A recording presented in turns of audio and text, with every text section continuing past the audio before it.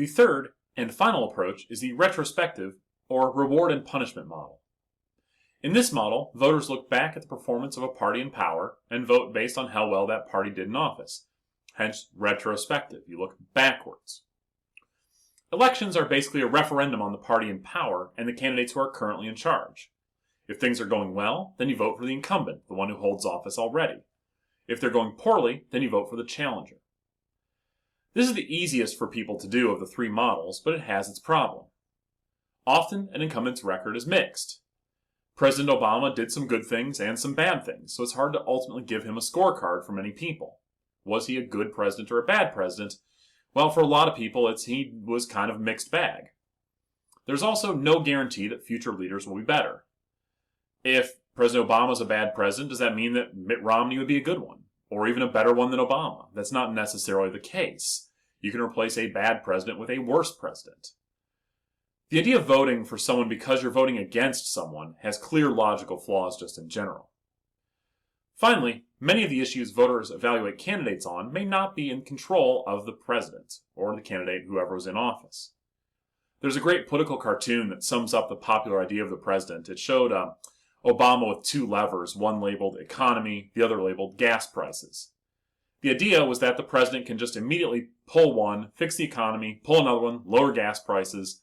It's that easy. He just chooses not to fix the economy, chooses to make gas prices high because that's what he does for whatever reason. If they're not going well, it's because they don't want them to go well. That's clearly not the case. And many of the things we evaluate presidents on aren't really in their control, and are at most somewhat kinda sorta in their control if we're being generous. How do voters decide?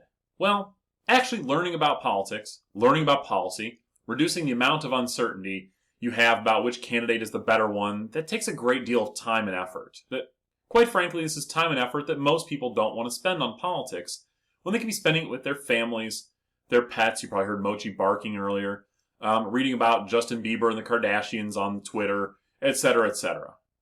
Most voters use simple cues as cognitive shortcuts, or what we call heuristics. Unfortunately, much of the time this means relying on free information delivered by the news media, campaign advertising, and their own experience to inform their own predictions. These aren't the best ways of learning about candidates clearly, but they're the easiest, which means they're the ones that most people rely on. The biggest cue or heuristic people use is obviously partisanship. Most people don't even need to learn anything about candidates beyond their party, which will tell them most of what they need to learn. This is increased over time as both candidates and voters become more polarized, separated from each other. The left and right become further and further apart. We also have single-issue voters who care about one issue more than any other.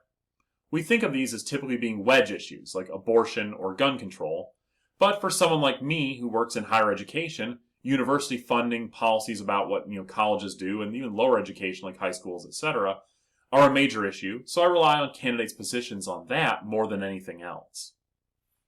Similarly, some people look to opinion leaders for their positions on issues. Where I live in Spotsylvania County, we elect the County Water Commissioner.